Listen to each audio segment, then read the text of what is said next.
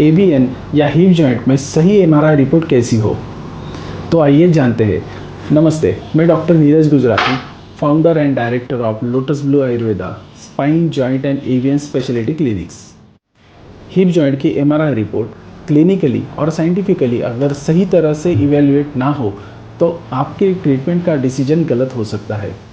सही hip MRI के लिए हाई रिजोल्यूशन एमआरआई मशीन और साथ ही दोनों हिप जॉइंट का कंपैरिजन ज़रूरी होता है।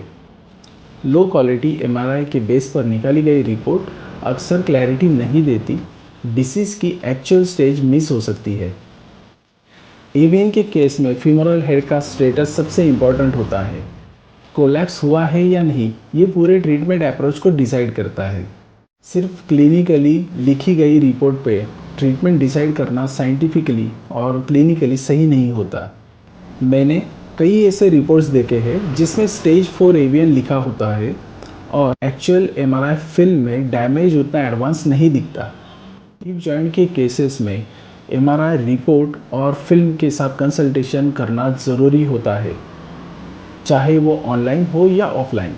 सबसे इम्पॉर्टेंट टिप्स, जब आप या आपका कोई परिचित एमआरआई करवाने जाए तो 3 चीज़ों का ध्यान रखना है और डॉक्टर से बताना है।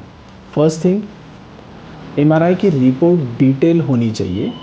सेकंड थिंग, एमआरआई में कार्बोल्स एंगल मेंशन होना चाहिए जो बताता है कि 360 डिग्री में से कितना एरिया इन्वॉल्व है।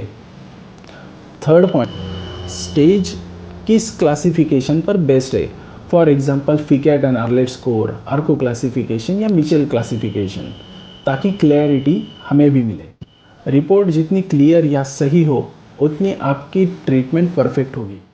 अगर आपको आपकी एमआरआई रिपोर्ट में लेके कुछ भी डाउट है तो हमें कमेंट कीजिए और पर्सनल गाइडेंस के लिए डायरेक्ट कंसल्टेशन अवेलेबल है।